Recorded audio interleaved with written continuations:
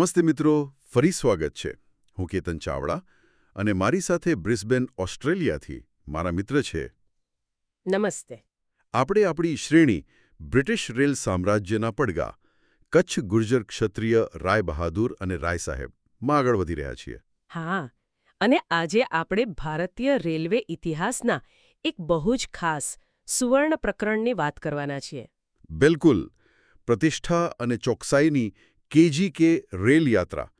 અને આજના આપણા ચોથા વિશ્લેષણમાં આપણે KGK સમુદાયના એટલે કે કચ્છ ગુર્જર ક્ષત્રિય સમુદાયના રેલવે નિર્માણમાં જે 150 વર્ષનો વારસો છે એના પર થોડું ધ્યાન આપીશું. ખાસ કરીને મિસ્ત્રીઓ, જે પુરુષોએ ખરેખર આધુનિક ભારતના રેલવે નેટવર્કનું નિર્માણ કર્યું, એમની ગાથાઓ આપણે ખોલી રહ્યા છીએ. અને આજે વાત કરીશું એક બહુ જ પ્રેરણાદાયી વ્યક્તિત્વની. હા, રાય બહાદુર દેવરાજ ડાયા ચાવડા સિણુગ્રા, ઝારસુગોડાના રેલ અને રોડ બ્રિજ નિષ્ણાત તરીકે જેઓ ઓળખાયા, એમના જીવન અને કાર્યો પર આપણે ઊંડાણપૂર્વક વાત કરીશું. ચોક્કસ. અને કેતનભાઈ, આજની આપણી આ ચર્ચાનો મુખ્ય આધાર છે રાય બહાદુર દેવરાજ ડાયા ચાવડાના પૌત્ર શ્રી જયેન્દ્ર ચાવડા. અચ્છા. એમણે બહુ જ કાળજીપૂર્વક કેટલીક નોંધો તૈયાર કરી છે અને બીજા ઐતિહાસિક દસ્તાવેજો પણ છે. ઓહ, એટલે આધારભૂત માહિતી છે આપણી પાસે. હા, આ સ્ત્રોત આપણને એમના જીવન, એમની સિદ્ધિઓ અને એ સમયનો જે સંદર્ભ હતો એ સમજવાની બહુ સારી તક આપે છે. સરસ. તો આપણો હેતુ સ્પષ્ટ છે. રાય બહાદુર દેવરાજ ડાયા ચાવડાના જીવનના અલગ અલગ પાસાઓ જોવાના છે. એમની રેલવે અને ખાસ કરીને પુલ બાંધકામમાં જે અસાધારણ નિપુણતા હતી એ મુખ્ય હતી. એમના પરોપકારી કાર્યો, એમની ઉદારતા, થોડી કૌટુંબિક વાતો અને એમના જીવનની જે મહત્વની ઘટનાઓ છે એની પણ ચર્ચા કરીશું. અને ખાસ તો એમના કાર્યો અને એમને મળેલા સન્માનો. એના પર આપણે ફોકસ કરીશું. બરાબર. તો શરૂઆત ક્યાંથી કરીએ? એમના મૂળ ગામ સિણુગ્રાથી. હા, ત્યાંથી જ શરૂ કરીએ. સિણુગ્રા, કચ્છનું આ ગામ, એ ખાલી એમનું વતન નહોતું, પણ એની જે કલાત્મક વારસો હતો ને એના લીધે એને કચ્છનું ગૌરવ કહેવાતું. અચ્છા. હા, અને એ સમયના જે મિસ્ત્રી પરિવારો હતા એમની અદ્ભુત કુશળતા અને કલાત્મકતાનો જીવંત નમૂનો હતો એ ગામ. મેં સાંભળ્યું છે કે એ સમયના વર્ણનો તો અદ્ભુત છે. લગભગ 200 જેટલા મકાનો હતા ત્યાં. હા, અને દરેકનો રવેશ એટલે કે આગળનો ભાગ કેટલી સુંદર કોતરણી અને શણગારવાળો. દરવાજા પરની કોતરણી, પેલી ધાતુની જાળીવાળી બારીઓ, વરંડા. અને અમુક ઘરોમાં તો રાણી વિક્ટોરિયાનું ચિત્ર પણ કોતરેલું જોવા મળે એમ કહેવાય છે. શું વાત છે! અને ઘરોની અંદર? અંદર પણ કમાલ. મહાભારત અને રામાયણના પ્રસંગોના ભીંત ચિત્રો. જાણે કલાનો ખજાનો જ જોઈ લો. ખરેખર અદ્ભુત. અને જુઓ, એ ખાલી શણગારની વાત નહોતી. સિણુગ્રા અને બીજા ઘણા મિસ્ત્રી ગામોની જેમ ટાઉન પ્લાનિંગની દ્રષ્ટિએ પણ આગળ હતું. એટલે કેવું? પહોળા રસ્તાઓ, પાણી પુરવઠાની વ્યવસ્થા, ગટર લાઈનો. એ જમાનામાં મંદિરો, તળાવો, કૂવાઓ, આ બધું બતાવે છે કે મિસ્ત્રીઓ ખાલી કારીગર નહોતા પણ કુશળ આયોજકો પણ હતા. કલા અને ઇજનેરીનો સંગમ. બરાબર, એમની ઓળખ જ એ હતી. તો દેવરાજ ડાયા ચાવડાનો ઉછેર આવા વાતાવરણમાં થયો. આ કલા, ચોકસાઈ, ઇજનેરી, આ બધાની અસર તો એમના પર પડી જ હશે. ચોક્કસ પડી હોય. સિણુગ્રાની આ જે ધરોહર હતી એણે એમને ખાલી દૂર પૂર્વ ભારતમાં જઈને કામ કરવાની હિંમત જ ના આપી, પણ બાંધકામમાં શ્રેષ્ઠતા અને કંઈક નવું કરવાની, ઇનોવેશનની એક પ્રતિબદ્ધતા પણ આપી. એમનામાં જે ઇજનેરી સૂઝ હતી, ઝીણવટથી કામ કરવાની ટેવ હતી, એ બધું એમના મૂળ સાથે જોડાયેલું હતું. અને આ જ ગુણોએ એમને આગળ જતા સફળ કોન્ટ્રાક્ટર બનાવ્યા, બ્રિજ એક્સપર્ટ તરીકેની ઓળખ અપાવી. બિલકુલ. હવે એમના વ્યવસાયિક જીવન પર આવીએ. એક વાત મને બહુ રસપ્રદ લાગી કે એમના પરિવારે તો રેલવે બાંધકામ કર્યું હતું, પણ એમણે થોડી દિશા બદલી. હા, એ એમનો બહુ મોટો અને શું કહેવાય વ્યૂહાત્મક નિર્ણય હતો. કેમ એમ? જુઓ, એમનો અભિગમ બહુ પ્રેક્ટિકલ હતો, બુદ્ધિશાળી હતો. 20મી સદીની શરૂઆતમાં એમણે જોયું કે ભાઈ રેલવે કોન્ટ્રાક્ટિંગમાં કોમ્પિટિશન બહુ વધી ગયું છે. ઘણા બધા કુશળ KGK કોન્ટ્રાક્ટરો હતા એમાં. બરાબર. એટલે એમણે બહુ સ્માર્ટલી પોતાનું ફોકસ રોડ અને ખાસ કરીને પુલ બાંધકામ તરફ વાળ્યું. એ સમયે પુલની માંગ વધુ હતી. હા, સારા મજબૂત પુલોની બહુ જરૂર હતી અને આ ફિલ્ડમાં એક્સપર્ટ ઓછા હતા. એટલે આ એકદમ સાચો નિર્ણય હતો. અને એમના માટે ફાયદાકારક પણ રહ્યો.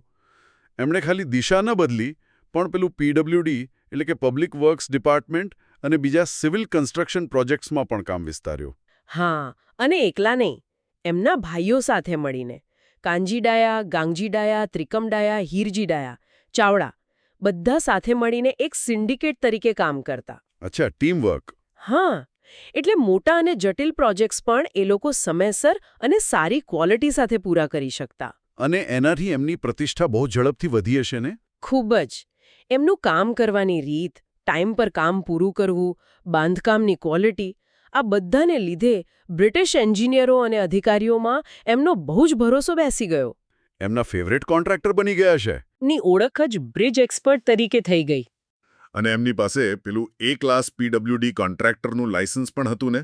હા, એ બહુ મોટી વાત હતી એ જમાનામાં. એનો મતલબ કે બ્રિટિશ રાજ હેઠળના સૌથી મોટા અને અઘરા સરકારી પ્રોજેક્ટ્સ એ હાથ ધરી શકે, એ અધિકૃત હતા. ચાલો, તો એમની કેટલીક મુખ્ય ઇજનેરી સિદ્ધિઓ, ખાસ કરીને પુલ, એના પર વાત કરીએ. આ પુલો ખાલી બાંધકામના નમૂના નહોતા, એ તો આખા વિસ્તારના વિકાસની ચાવી હતા. સાચી વાત છે. એમણે જે પુલો બનાવ્યા એની યાદી જુઓ તો ખ્યાલ આવે. સંબલપુરમાં માલતી નદી પરનો પુલ, એ તો ત્યાંના ટ્રાન્સપોર્ટ માટે લાઇફલાઇન બની ગયો. હા. પછી પેલો દાંટણ પાસે જલેશ્વર અને અમરદા રોડ સ્ટેશનની વચ્ચે સુવર્ણરેખા નદી પરનો પુલ, એ પણ એમણે બનાવ્યો. અને રાયરાખોલ સ્ટેટમાં બચ્છાનાળા પરનો પુલ, એ વિસ્તાર તો પડકારજનક હતો ને? ખૂબ જ. ત્યાં પુલ બનાવવો એ ખરેખર એક એન્જિનિયરિંગ કમાલ હતી.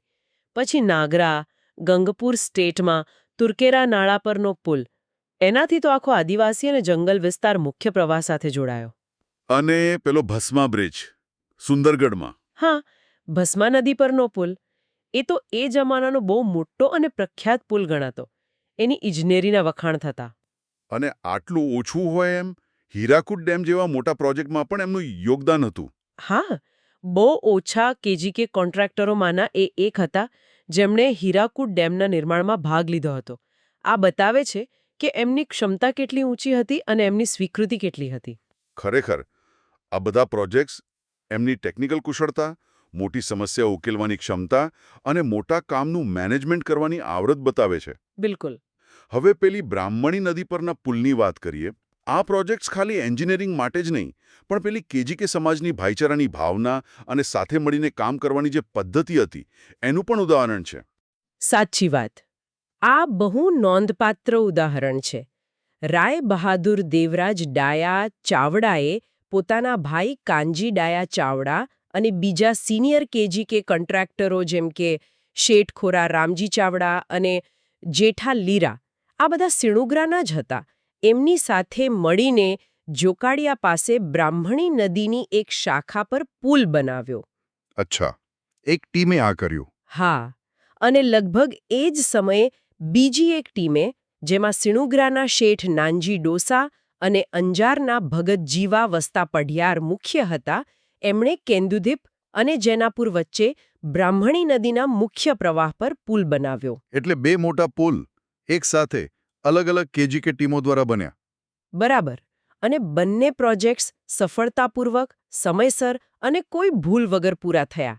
આનાથી આ બધા જ કેજીકે રેલ અને પુલ કોન્ટ્રાક્ટરોની શાખ ખૂબ વધી. લોકોમાં અને બ્રિટિશ અધિકારીઓમાં પણ એમનો આદર વધ્યો હશે. ચોક્કસ. એ સમયના બ્રિટિશ એન્જિનિયરો અને અધિકારીઓએ એમના કામની, એમના ડેડિકેશનની અને ક્વોલિટીની બહુ જ પ્રશંસા કરી હતી. અને જુઓ, આ પુલો ખાલી લોખંડ કોન્ક્રીટના નહોતા. એ તો જીવનરેખાઓ હતા. બિલકુલ. એમણે ઓડિશાના જે ખનિજથી ભરપૂર ઉચ્ચ પ્રદેશો હતા, એને ભારતના રેલવે નેટવર્ક સાથે જોડી દીધા. એનાથી વ્યાપાર વાણિજ્યને બહુ મોટો ફાયદો થયો હશે. જબરદસ્ત.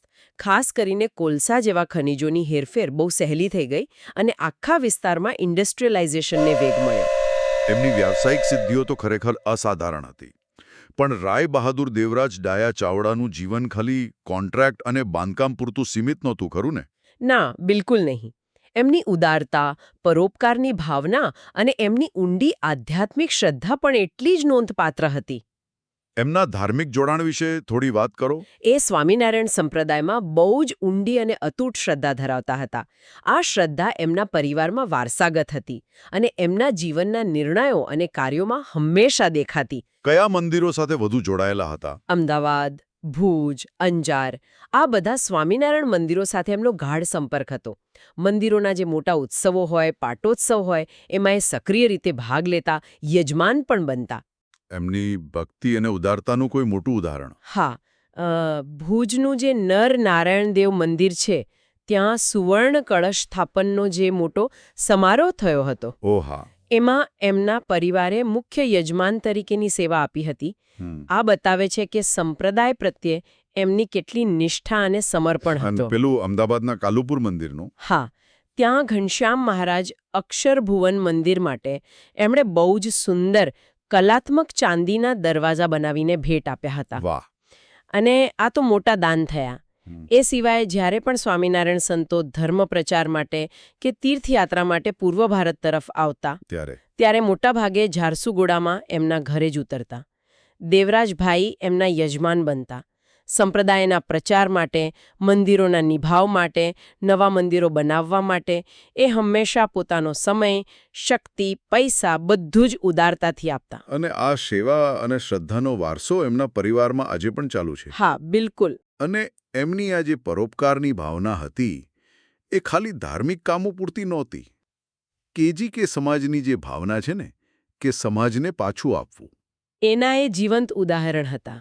જેમ કે 1933માં એમણે સુંદરગઢમાં પ્રવાસીઓ અને યાત્રાળુઓ માટે ડાયા ધર્મશાળા બંધાવી. એ બહુ ઉપયોગી થયું હશે. ખૂબ જ. પછી ઝારસુગુડામાં જે ગુજરાતી અને બીજા પરિવારો રહેતા હતા એમના બાળકો ભણી શકે એ માટે એમણે ગુજરાતી પ્રાથમિક શાળા શરૂ કરાવી. એ પણ બહુ મોટું કામ કહેવાય, ખાસ કરીને સ્થળાંતર કરીને આવેલા લોકો માટે. ચોક્કસ. આ સિવાય ત્યાંની લોકલ હોસ્પિટલ બનાવવામાં, સુંદરગઢમાં કોર્ટ બિલ્ડિંગના બાંધકામમાં આ બધામાં એમણે નોંધપાત્ર આર્થિક મદદ કરી હતી. એમ કહેવાય છે કે એ વિસ્તારમાં બીજી પણ ઘણી મહત્વની ઇમારતો એમણે બનાવી હતી. હા, એવું નોંધાયેલું છે. એમની ઉદારતા અને સમાજસેવા ત્યાંના લોકોમાં બહુ જાણીતી હતી. પેલી ઝારસુગુડા ગુજરાતી વિદ્યાલયના મેનેજમેન્ટ તરફથી એમને એક સન્માનપત્ર મળ્યું હતું, એનો ઉલ્લેખ પણ છે. એમાં શું લખ્યું હતું? એમાં એમના ઘણા બધા જાહેર કલ્યાણના કામોની, એમની ઉદારતાની, પરોપકારી ભાવનાની ખાસ પ્રશંસા કરવામાં આવી હતી. અને એમાં એ પણ લખ્યું હતું કે બોનાઈ એસ્ટેટ, રાયરાખોડ રાજ્ય, જશપુર રાજ્ય જેવા રજવાડાઓથી માંડીને વઢવાણના અનાથાશ્રમ અને સંબલપુરની શાળા સુધી બધે જ લોકો એમની ઉદારતાના વખાણ કરતા હતા. આટલી બધી સિદ્ધિઓ, આટલું માન સન્માન છતાં જે લોકો એમને મળ્યા હતા એ એમની સાદગી અને નમ્રતાની વાત કરે છે. હા, એમના સૌજન્ય, સાદગી, નમ્રતા અને ભણતર પ્રત્યેનો પ્રેમ, આ ગુણો લોકો ખાસ યાદ કરે છે. એ જ એમની મહાનતા હતી. અને આ બધા કામોની કદર રૂપે જ બ્રિટિશ સરકારે એમને પેલો રાય બહાદુરનો ખિતાબ આપ્યો હતો, નહીં? બરાબર. એન્જિનિયરિંગ અને જાહેર સેવામાં એમના અસાધારણ પ્રદાન બદલ. અને આ બહુ મોટો પ્રતિષ્ઠિત નાગરિક સન્માન ગણાતો એ સમયે બહુ ઓછા ભારતીયોને મળતો. એટલે એમનું સ્થાન એવા લોકોમાં હતું જેમણે ભારતના આધુનિક પાયા નાખ્યા. ચોક્કસ. આપણે પેલા સિણુગ્રાની સમૃદ્ધિની વાત કરી હતી અને પેલી સોનાની ઈંટોની લોકવાયકા. હા, એ કદાચ અતિશયોક્તિ હોય, પણ એ કેજી કે મિસ્ત્રીઓની મહેનત અને આવડતથી આવેલી સમૃદ્ધિનું પ્રતીક તો હતી જ. હા, અને એ સમજવું જરૂરી છે કે આ સમૃદ્ધિ ખાલી મહેનત, બુદ્ધિ અને સારા બિઝનેસનું જ પરિણામ નહોતી. એની પાછળ પેલી સામુદાયિક ઉત્કર્ષની ભાવના, સમાજ પ્રત્યેની જવાબદારી એ પણ એટલી જ મજબૂત હતી. એટલે જેવું સિણુગ્રામાં હતું એવું જ ઝારસુગુડામાં રાય બહાદુર દેવરાજ ડાયા ચાવડાનું જે ભવ્ય ઘર હતું, ઝારસુગુડા વિલાસ, એ એમની સફળતાનું પ્રતીક હતું. પણ સાથે સાથે એ ઘણી બધી સામાજિક અને ધાર્મિક પ્રવૃત્તિઓનું કેન્દ્ર પણ હતું. ટૂંકમાં કમાયા પણ સમાજ માટે વાપરવામાં પાછી પાની ન કરી. શાળાઓ, ધર્મશાળાઓ, હોસ્પિટલો, મંદિરો, આ બધામાં રોકાણ કરવું એ એમની અને આખા મિસ્ત્રી સમાજની ઓળખ હતી. ખરેખર તો રાય બહાદુર દેવરાજ ડાયા ચાવડાની આખી કહાણી જ પુલ બાંધવાની કહાણી છે. ખાલી નદીઓ પર ભૌતિક પુલ નહીં, પણ સમુદાયો વચ્ચે પણ પુલ બાંધ્યા. બરાબર. એમના કામોથી એમની હાજરીથી પૂર્વ ભારતમાં વસેલા કચ્છીઓ અને ત્યાંના સ્થાનિક ઓડિયા લોકો વચ્ચે સારા સંબંધો બંધાયા. એમના પુલોએ દૂર દૂરના વિસ્તારોને ભારતના વિકસતા ઇન્ડસ્ટ્રીયલ સેન્ટરો સાથે જોડ્યા. અને એમનો વારસો આજે પણ જીવંત છે. ઓડિશામાં એમના બનાવેલા સ્કૂલ, મંદિર, પુલ, બીજી સંસ્થાઓ એ આજે પણ કામ કરે છે, સમાજને ઉપયોગી છે. હા, અને ત્યાંના લોકલ ઇતિહાસમાં, લોકોની વાતોમાં એ આજે પણ ઝારસગુડાના એક દૂરંદેશી નિર્માતા તરીકે યાદ કરાય છે. ખરેખર બહુ જ પ્રેરણાદાયી જીવન હતું એમનું. નિશ્ચિતપણે. દેવરાજ દયા ચાવડા જેવા કેજીકે સમાજના જે અગ્રણીઓ છે, એમની ગાથાઓ આપણને સ્થિતિસ્થાપકતા, નવીનતા, દૂરદેશી અને પોતાના સમાજ પ્રત્યેની અતૂટ પ્રતિબદ્ધતા શીખવે છે. સાચી વાત છે. અને આવા અગ્રણીઓને યાદ કરીને, એમનું સન્માન કરીને, એમના વારસાને સાચવીને અને એમાંથી પ્રેરણા લઈને નવી પેઢીને જોડીને આપણે એ સુનિશ્ચિત કરી શકીએ કે કેજીકે સમાજની આ ગૌરવગાથા પેઢીઓ સુધી ચાલતી રહે. અત્યારની જે કેજીકે સમાજ મહાસભા જેવા સંગઠનો છે, એમણે આ વારસાને વધુ સમૃદ્ધ બનાવવા અને ભૂતકાળની સિદ્ધિઓ પર એક ઉજ્જવળ ભવિષ્ય બનાવવામાં મદદ કરવી જોઈએ. ચોક્કસ. મિત્રો, કેજીકે રાયબહાદુર અને રાય સાહેબોની આવી અનેક અજાણી વાર્તાઓ જાણવા માટે અમારી સાથે જોડાતા રહો. આ વાર્તાઓ એ કુશળતા, સમર્પણ અને અદમ્ય જુસ્સાનો પુરાવો છે, જેણે કેજીકે સમુદાયને રાષ્ટ્ર નિર્માણમાં ભાગીદાર બનાવ્યો. અને અમારા આગામી ચર્ચા સત્રમાં આપણે બીજા પ્રતિષ્ઠિત રાય સાહેબોના જીવન અને કાર્યો વિશે વાત કરીશું. હા, એમના નોંધપાત્ર કાર્યો, સિદ્ધિઓ અને એમને મળેલા સન્માનો વિશે જાણીશું. આ એવા વ્યક્તિત્વો હતા જેમણે ખરેખર પોતાની આગવી ઓળખ બનાવી હતી. આગામી વખતે આપણે બિલાસપુરના રાય સાહેબ મુલજી જગમલ સાવરિયા અને ત્યાર પછી અન્ય કેજીકે મહાનુભાવોના જીવન, કાર્ય અને ગૌરવ વિશે ચર્ચા કરીશું. તો આ ઐતિહાસિક ભારતીય રેલ યાત્રામાં અમારી સાથે જોડાવા બદલ આપનો ખૂબ ખૂબ આભાર. જો આજની ચર્ચા આપને ગમી હોય, પ્રેરણાદાયી લાગી હોય, તો જરૂરથી આપના કેજીકે, ગુજરાતી અને ભારતીય સમુદાયોમાં અન્ય લોકો સાથે શેર કરજો. હા, જેથી આપણા સમાજની ગૌરવગાથા વધુ લોકો સુધી પહોંચે અને જીવંત રહે. અને અમારા વિકસતા સમુદાયનો ભાગ બનવા માટે અમારા પોડકાસ્ટને સબસ્ક્રાઇબ અને લાઇક કરવાનું ભૂલતા નહીં. અમે આગલી વખતે બીજી એક અદ્ભુત કેજીકે ગાથા સાથે ફરી મળીશું. જય માતાદી, જય સ્વામિનારાયણ, જય સમાજ, જય હિન્દ. જય હિન્દ.